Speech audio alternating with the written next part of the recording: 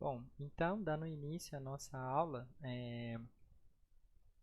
dentro da nossa disciplina de Ecologia de Comunidades, esta é a primeira aula, né, que eu estou responsável, meu nome é Pietro, e o tema dessa aula é de interações mutualistas. Só uma advertência legal sobre a utilização desse material, né, que é colocado pela nossa universidade, mas dando início à aula, então, primeiro a gente vai definir alguns conceitos principais, né, que estão dentro do tema da nossa aula. O primeiro desses é o mutualismo, que é mais simples. Mutualismo, como vocês devem saber, ele é definido, né, como uma interação positiva recíproca entre as espécies, ou seja, as espécies que participam dessa interação, elas experimentam um efeito positivo resultante dessa associação. Exemplos bastante claros de mutualismo: associação entre polinizadores e as plantas, a interação entre formigas e algumas plantas, né, que têm estruturas especializadas para abrigar essas formigas, e a associação de plantas e bactérias que fixam nitrogênio, que é uma interação comumente observada nas espécies de leguminosas. Todas essas interações, elas envolvem uma ideia de troca de mercadorias na associação entre espécies. O que seriam essas trocas de mercadorias? Por exemplo, na associação entre polinizadores e plantas, o serviço, né, ou a mercadoria que o polinizador está oferecendo seria a dispersão dos gametas masculinos encontrados, né, que seriam no caso os grãos de pólen, para as estruturas reprodutivas femininas da planta. No caso da associação entre formigas e plantas, o que as formigas estão trazendo para essa associação seria a proteção contra herbívoros. E por fim, na associação entre bactérias fixadoras de nitrogênio e as plantas, as mercadorias que estão sendo trocadas aí seriam os nutrientes. As mercadorias, como a gente está chamando aqui, que são trocadas nessa associação, é utilizado muitas vezes para definir os tipos de mutualismo, né? Tentar fazer uma classificação. Mas vejam que essa classificação ela se torna um pouco mais complicada, porque mesmo nos mutualismos ditos de dispersão e de proteção, o que as plantas estão oferecendo são nutrientes, né, para os animais em troca da mercadoria que eles oferecem. Então, num certo sentido, mesmo outros tipos de mutualismo, nesse caso, acabam envolvendo nutrientes, que seria então utilizado para classificar, né, mutualismo, por exemplo, mutualismo trófico, que seria essa troca de nutrientes, encontrado em outros tipos de mutualismo. Um outro conceito que costuma aparecer bastante quando se fala de interações positivas, né, e aí incluído o mutualismo, é o conceito de facilitação. Se vocês pegarem algumas coisas mais antigas, né, alguns livros textos, a facilitação ela é muitas vezes definida como uma interação em que pelo menos um dos participantes experimenta um efeito positivo. Só que essa definição ela leva a um problema, porque se para que haja uma facilitação basta uma das espécies experimentar um efeito positivo, todos os mutualismos, né, acabariam sendo englobados dentro da facilitação, o que acaba gerando, né, uma sobreposição entre esses dois conceitos. Bom, para tentar resolver, né, essa confusão que existe, inclusive, no que tem sido produzido na literatura, uma definição um pouco mais atualizada do que seria facilitação, ela é dada da seguinte maneira: a facilitação, então, seria uma interação em que a presença de uma espécie altera o ambiente de maneira em que aumenta o crescimento, a sobrevivência e a reprodução de uma segunda espécie vizinha. Uma parte-chave aqui nesse conceito de facilitação é de que essa interação costuma acontecer com espécies que estão fisicamente próximas. Por que isso?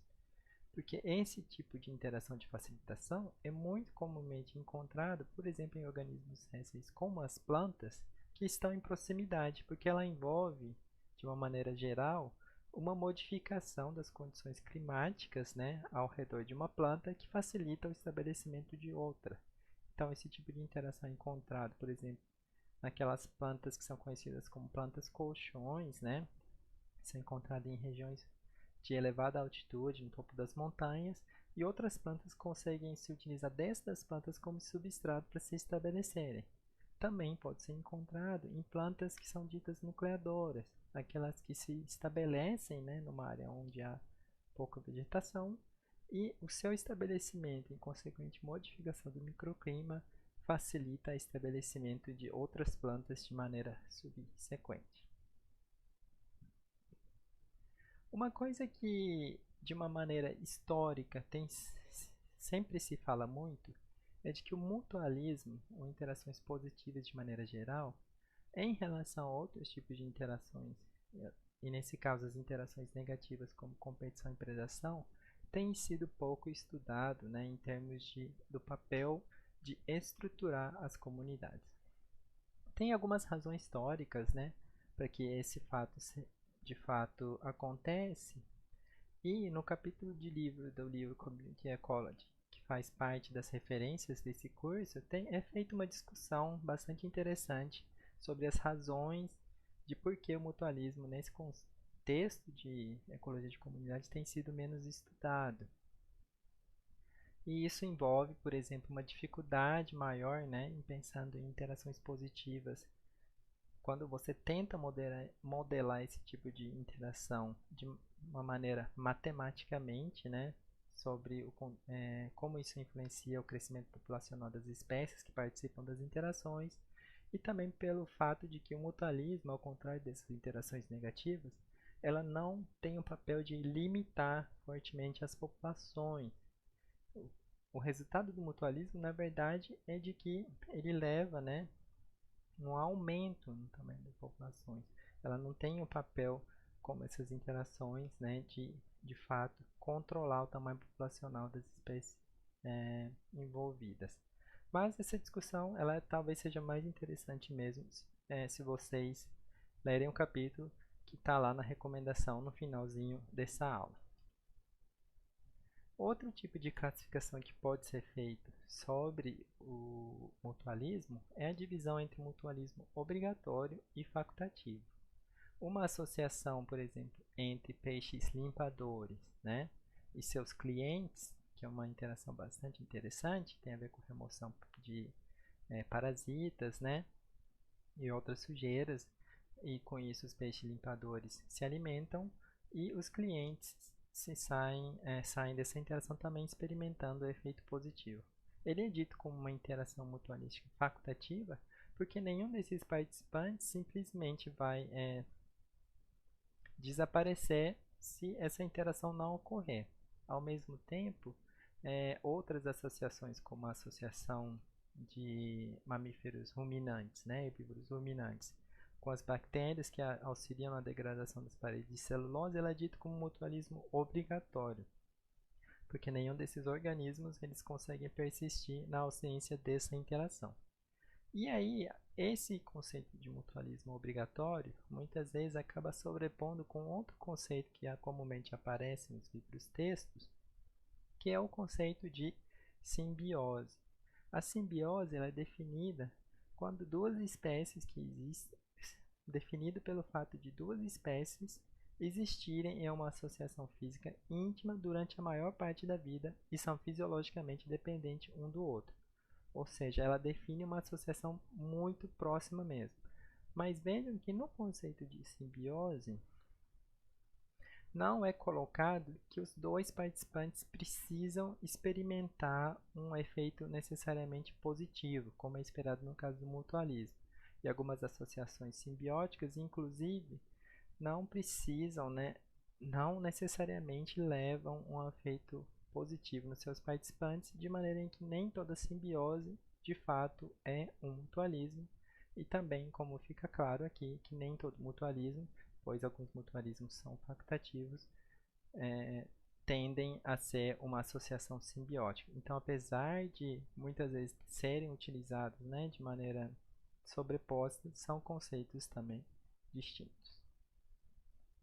Bom, então voltando aqui, né, ao principal tipo de interação que a gente vai falar durante essa aula, o mutualismo e o que de fato caracterizam essas associações mutualísticas, né? Porque como a gente viu em alguns exemplos, o mutualismo ele envolve, né, diferentes associações e trocas distintas, né, de muitos tipos de mercadorias, como a gente está chamando, nas associações das espécies, o que é um pouco distinto quando você pensa, por exemplo, em comparação com uma associação de predação, em que o que caracteriza essa interação é, de fato, né, o consumo de uma espécie pela outra.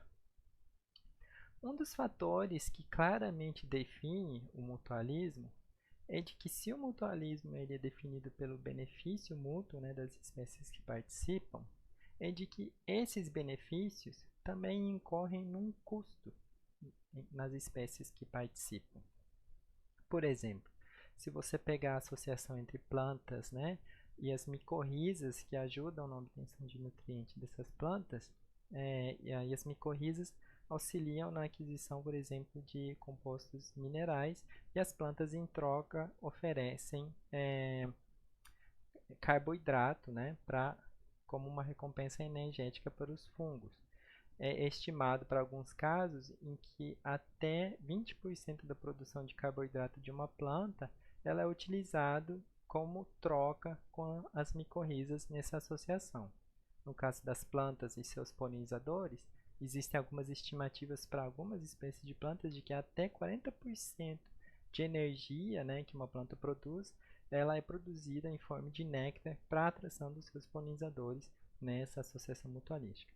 Ou seja, para que um organismo participe de um mutualismo, eles precisam incorrer a um certo custo, né, na hora de oferecer certas recompensas pela sua espécie parceira com que está interagindo. Uma outra coisa que é muito interessante que caracterizam os diferentes tipos de mutualismo é de que os mutualismos eles sofrem do que a gente chama de contexto dependência. Lembra então que o mutualismo é definido, né, como as duas espécies experimentando efeito benéfico. Entretanto, dependendo do contexto biótico e abiótico em que essa interação ou essa associação ocorre, o sinal dessa associação pode passar a ser um comensalismo, por exemplo, em que apenas uma das espécies está experimentando um efeito positivo. Em alguns casos extremos, o que tenderia a ser uma associação mutualística pode inclusive passar a uma interação de competição entre as espécies, nesse caso acaba caracterizando um antagonismo entre as espécies. Ou seja, e a gente vai ver mais exemplos, o mutualismo facilmente pode não mais caracterizar um mutualismo. Uma interação que caracteriza o mutualismo facilmente pode passar a caracterizar outro tipo de interações dependendo do contexto em que essas interações vão acontecer. Vamos, por exemplo, pensar num exemplo aqui, né, bastante hipotético, da associação entre formigas e plantas, em que as formigas elas estão atendendo esses afídeos, né, que produzem secreções açucaradas ao se alimentar das plantas, e nesse processo as formigas acabam oferecendo um serviço de proteção contra a herbivoria para a planta hospedeira dos afídeos. Claro que a formiga não vai atacar os afídeos, mas ao realizarem esse patrulhamento acabam excluindo outros tipos de herbívoros e assim caracterizando o mutualismo entre formigas e plantas mediado pela presença desses afídeos aqui. Em determinado contexto, por exemplo, se a população desses afídeos não é tão abundante, a planta é conhecida que acaba também experimentando um efeito positivo para essa proteção exercida pelas formigas. Mas se a população de afídeos se torna muito abundante, um efeito que era positivo para a planta pode até acabar se tornando um efeito negativo, em que a presença desses afídeos acaba afetando negativamente, né, o desempenho da planta em que essa interação é observada. De uma maneira mais empírica, né, e não apenas falando de uma maneira ilustrativa, um trabalho que é muito legal, que ilustra bem essa ocorrência de contexto-dependência na associação entre espécies com interações mutualistas, é esse trabalho de Palmer e colaboradores, em que eles investigaram a associação entre plantas leguminosas do gênero Acacia e as formigas nas savanas africanas. Essas espécies, né, de acácia, elas são muito conhecidas por apresentarem associações bastante íntimas com algumas formigas. Elas oferecem abrigo para essas formigas e, além disso, oferecem algumas recompensas nutritivas em formas de néctar e também nesses corpúsculos beltianos, né, que as formigas se utilizam para se alimentar e ao colonizarem, né, ou ao estabelecerem suas colônias nessas plantas, as formigas acabam oferecendo um serviço de proteção contra os herbívoros e assim caracterizando uma interação mutualista entre esses dois grupos. Nas savanas africanas, diferente do que é encontrado, por exemplo, aqui na América do Sul, existe uma diversidade muito grande, né, de herbívoros de grande porte. E o que os pesquisadores fizeram nesse contexto foi realizar um experimento de grande escala e excluir a presença desses herbívoros nessas acácias e as formigas que estão colonizando essas plantas. Uma coisa interessante nesse sistema que eles investigaram é de que as acácias são colonizadas, né, por diferentes espécies de formiga, principalmente essas duas espécies do gênero Crematogaster. A primeira espécie aqui, essa espécie de cima, ela é uma espécie que é muito mais agressiva e, ao mesmo tempo, ela tem uma dependência maior nos recursos que são oferecidos pelas plantas, especialmente no néctar que é produzido por essas plantas, que é uma recompensa rica em carboidrato para essas formigas. Uma outra espécie que é comumente encontrada de formiga nessas árvores é essa segunda espécie de Crematogaster, que apresenta uma agressividade menor e, ao mesmo tempo, exige da planta uma menor produção desses recursos para que elas colonizem, né, que elas se estabeleçam nessas plantas. E a agressividade aqui, no caso, está relacionado com o serviço que essas formigas podem oferecer em termos de proteção contra herbívoros. Quanto mais agressiva uma formiga, mais elas são efetivas, né, nessa defesa contra herbívoros de grande porte que podem acabar consumindo as partes vegetativas dessa planta. Bom, e aí o que os pesquisadores fizeram e observaram em campo? Aqui então você tem o experimento, né? O controle aqui é com os herbívoros presentes e o tratamento aqui foi a remoção dos herbívoros. Vejam que, independente da espécie de formiga que está ocupando as árvores de acácia, a exclusão dos herbívoros levou a uma diminuição, né, no número de nectários que são produzidos pelas plantas. Ou seja, a planta, na ausência de herbívoros, ela diminui o investimento em recursos que são associados a essa interação mutualística. Uma outra coisa que foi observado pelos pesquisadores é de que a exclusão dos herbívoros também levou na diminuição do número de espinhos, né, alargados que são produzidos, que servem como abrigo para essas formigas, nas duas espécies de formigas. Ou seja, na exclusão dos herbívoros, as plantas diminuíram seu investimento em estruturas que servem para atrair essas formigas, né, para se estabelecerem na planta. Ou seja, isso é um indicativo de que as plantas de alguma maneira conseguem perceber essa presença de herbivoria e com isso elas conseguem calibrar o investimento que é feito nessas estruturas que servem como recompensas às formigas. Ou seja, as plantas diminuem o investimento que é feito nessa associação, o que é um sinal bastante forte, né, um indicativo bastante forte de que essa associação tende a ter um custo para as plantas. E aí, uma outra coisa que aconteceu é de que quando os herbívoros foram excluídos, em termos de porcentagem de árvores que são ocupadas por essas duas espécies, também foi modificada. Aquela espécie de Crematogaster, né, que é menos agressiva, ou seja, menos eficiente na proteção de herbívoro, ela tende a ocupar um maior número de árvores quando os herbívoros estão excluídos, porque para essa espécie, como eu falei para vocês, elas têm uma dependência menor nas recompensas que são oferecidas pelas plantas.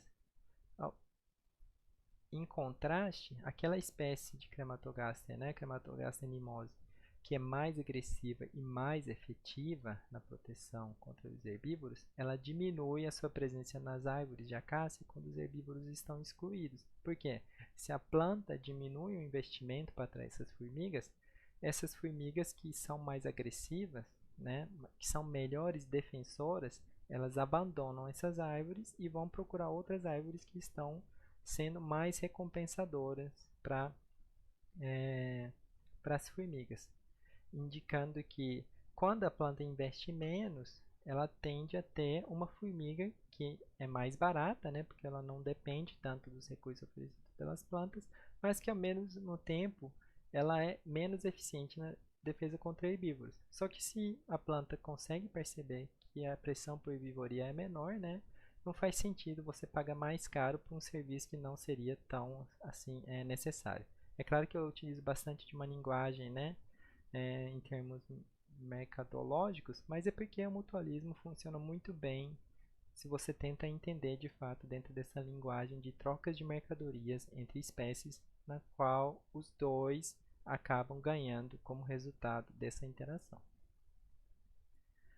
Bom, e é muito legal esse fator, né, que a gente está falando aqui de contexto dependência, de como essas interações se modificam de acordo tanto com o ambiente biótico quanto e o ambiente abiótico.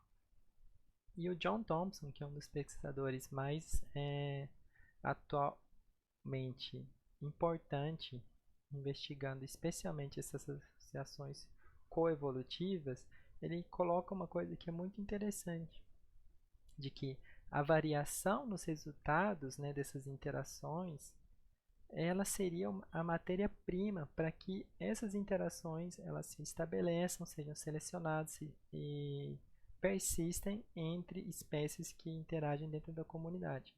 De uma mesma maneira, de certo modo, no que é observado quando você pensa numa evolução, né, das espécies como um todo, que a variação encontrada entre as populações e dentro das populações que seria a matéria-prima, né, para que haja o processo evolutivo das espécies. Então, a contexto-dependência das interações mutualísticas talvez seja uma das coisas mais interessantes que de fato permite ter esse desdobramento da pesquisa sobre mutualismo em termos mais evolutivos. Por fim, uma outra coisa que caracteriza muito os diferentes tipos de mutualismos é de que ela é acometida pela presença de muitos trapaceiros. Ainda pensando dentro dessa linguagem, né, de trocas de mercadorias,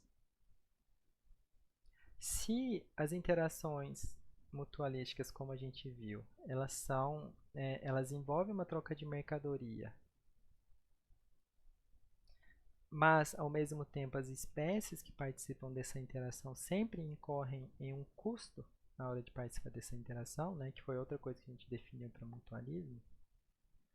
Então, muitas vezes, algumas espécies podem evoluir certas estratégias de conseguir esse benefício associado à interação, mas sem, ao mesmo tempo, incorrer nos custos associados. E isso gera as relações, né, que a gente chama muitas vezes de trapaceiros. E aí, um exemplo que muito claramente ilustra, né, essas trapaças seriam o que comumente é observado, por exemplo, entre as plantas e os ladrões, né, de recursos florais, como nesse caso uma espécie de bombos aqui que está acessando o néctar sem, em troca, oferecer o que seria esperado numa associação mutualística, que seria o transporte de grãos de pólen. As estruturas reprodutivas dessa planta ficam aqui dentro do tubo floral. E então, em diferentes tipos mutualísticos, interações mutualísticas, você costuma ter esses trapaceiros. Por exemplo, uma formiga que ocupa uma planta, né, que oferece recursos para atrair formigas, mas que ao mesmo tempo não consegue defender contra nenhum dos herbívoros que essa planta pode estar sujeita a ser atacada. E essa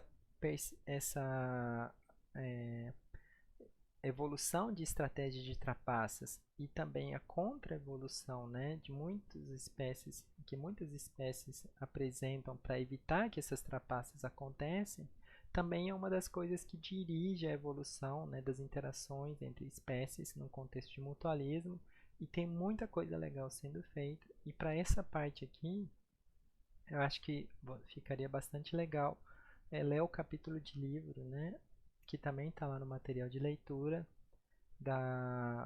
do livro, que eu vou falar no final, sobre mutualismo e simbioses, da Judith Bronstein, que também é uma pesquisadora muito importante na atualidade, que tem dedicado sua carreira à investigação da associação mutualística entre as espécies.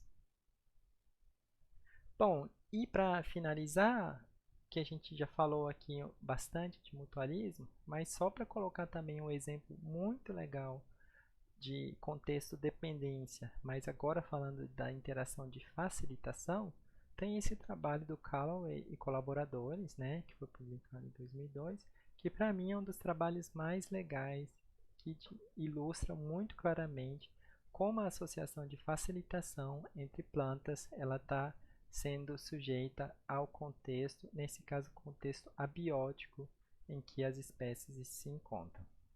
Então, aqui está um dos principais resultados apresentados nesse trabalho. O RNE aqui, ele significa o impacto relativo de um vizinho que foi medido na planta focal, né, na planta que estava sendo estudada, e esse efeito ele foi quantificado no crescimento das plantas ou na produção foliar, na presença e ausência de uma espécie vizinha. Tá? E o que vocês veem são gráficos, né, ilustrando esses resultados para cada uma das áreas em que os dados foram coletados. Uma outra coisa que vocês precisam interpretar nesse gráfico é de que para cada uma das áreas de estudo, a amostragem foi feita numa área de elevação mais baixa, em que as condições climáticas são mais amenas, e numa área de elevação mais alta, em que as condições climáticas são mais severas, né? São mais frias, né? O que compromete o crescimento das plantas. Se a barra ela tem uma coloração azul, o efeito do vizinho na planta focal ela foi positiva, ou seja, a planta na presença desse vizinho ela cresceu mais ou produziu mais folha. Se o efeito aqui está sendo ilustrado em vermelho, né, e para baixo, ou seja, negativo, o efeito da presença de vizinho ele foi negativo. Se vocês olharem para diferentes áreas aqui, a maioria das áreas você observa que na área mais alta a presença do vizinho teve um efeito positivo, enquanto que nas áreas mais baixas muitas vezes esse efeito foi negativo. O valor de P aqui significa comparação, né, nesse efeito entre a área baixa e a área alta. Então vejam aqui, por exemplo, que mesmo numa... Então vejam que em alguns casos, por exemplo, não existiu uma diferença significativa nesse efeito, mas de uma maneira geral você vê um efeito bastante claro, né, de como essa associação varia se está localizado numa área mais baixa ou numa área mais alta. Mas vejam aqui outros resultados que foram colocados dentro desse artigo, de que o efeito relativo de um vizinho, ele é, por exemplo, esse gráfico está mostrando, que ele é mais positivo em áreas em que a temperatura máxima durante o mês de junho, né, que seria no caso a época mais amena, né, de temperatura, quanto mais alto essa temperatura, mais negativo é o efeito do vizinho sobre a planta focal, ou seja, condições de temperaturas mais amenas levam a um efeito mais negativo do vizinho, né, na planta focal, enquanto que se você está numa região bem mais fria, esse efeito tende a ser mais positivo. E eles também fizeram alguns experimentos, né, removendo esses vizinhos, né, em relação às plantas focais que estavam sendo investigadas em termos de crescimento e outros fatores. Então vejam aqui nesse gráfico, por exemplo. Nas áreas baixas, quando o vizinho está presente, mostrado aqui em azul, as plantas elas sobrevivem menos do que quando o vizinho é removido. Ou seja, ilustrando aqui que essas duas plantas, ilustrando aqui que as plantas que estão ocorrendo juntas, elas experimentam uma competição. Só que se você passa essa quantificação para áreas mais altas, onde as condições ambientais são menos, amenas, esse efeito passa a ser exatamente o oposto. Quando os vizinhos são removidos, as plantas elas passam a apresentar uma taxa de sobrevivência menor do que nas plantas que são encontradas em associações com seus vizinhos.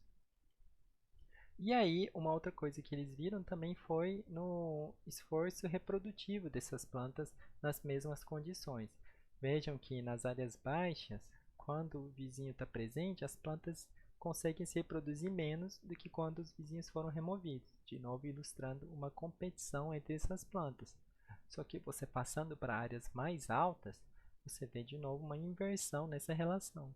E se você tem os seus vizinhos presentes, as plantas conseguem exibir um sucesso de reprodução maior do que quando os vizinhos são removidos. Ou seja, nesse caso aqui, o contexto, que é o ambiente, determina fortemente se uma interação ela tem um efeito negativo ou se ela tem um efeito positivo, e no caso positivo, caracterizando muito bem essa associação de facilitação entre as plantas. Bom, para essa parte de facilitação, a gente falou relativamente menos do que na parte de mutualismo, mas eu recomendo para vocês, se vocês tiverem interessante, essa revisão aqui, que foi publicada em 2009, que faz um sumário bastante amplo sobre o tema de facilitação entre as plantas e aponta, inclusive, sobre perspectivas futuras que tem, então, direcionado muitos dos estudos que são feitos hoje em dia. Só para lembrar, então, dentro dessa aula, três coisas que eu acho que deveria ficar muito claro, e voltando naqueles exemplos e o que a gente falou aqui, que caracterizam a associação mutualística entre as espécies. De que o primeiro deles é de que o mutualismo ele é caracterizado pelos benefícios recíprocos, mas as espécies envolvidas nesse mutualismo, elas também incorrem em um custo nessa associação. E esse balanço entre benefícios e custos, num contexto de trocas de mercadorias, como a gente tem feito a associação, é o que dirige a estabilidade e a persistência dessas interações mutualísticas e a evolução destas. E muito desse balanço entre benefício e custo, ela está diretamente relacionado com o contexto biótico e abiótico em que essas interações acontecem. Em determinados momentos, a mesma interação ela pode ser mais benéfica, por exemplo, na presença de um outro organismo que incorre um custo muito alto para as espécies que precisam, então, de ter uma associação mutualística para conseguir contrabalancear esse efeito negativo de uma outra espécie que faz parte da comunidade. Como, por exemplo, naquele trabalho que foi falado aqui, das formigas e das acácias e a associação, como isso se modifica na presença ou ausência de herbívoros. E uma outra coisa que é muito interessante, especialmente no contexto mais evolutivo das associações mutualísticas, é a presença de trapaceiros e as estratégias que as espécies interagentes desenvolveram para impedir que os trapaceiros de fato desestabilizem a associação mutualística, e tem muita coisa legal sendo feito nesse sentido também. E por fim, valia muito a pena, depois dessa aula, que vocês lessem esses dois capítulos entre os livros de referência que estão lá no Dropbox, que seria o capítulo 9 do livro Community Ecology, que fala de Beneficial Interactions in Communities, Mutualism and Facilitation, e o capítulo 11 da parte 2 desse livro, que é The Princeton Guide to Ecology, que foi o capítulo de mutualismo e simbiose, que foi escrito pela Judith Bronstein. E esses dois capítulos basearam fortemente a aula que foi dada aqui, mas tem muito mais coisas nele e seria legal que vocês fizessem a leitura para que a gente pudesse discutir no nosso momento, né, síncrono dentro do nosso curso. Tá bom? Então, obrigado, espero que tenha ficado claro e também já aviso, né, que essa é a primeira vez que estou fazendo aulas gravadas. Não fiquei me preocupando muito em falar tudo certo de primeira, mas espero que tenha sido proveitosa.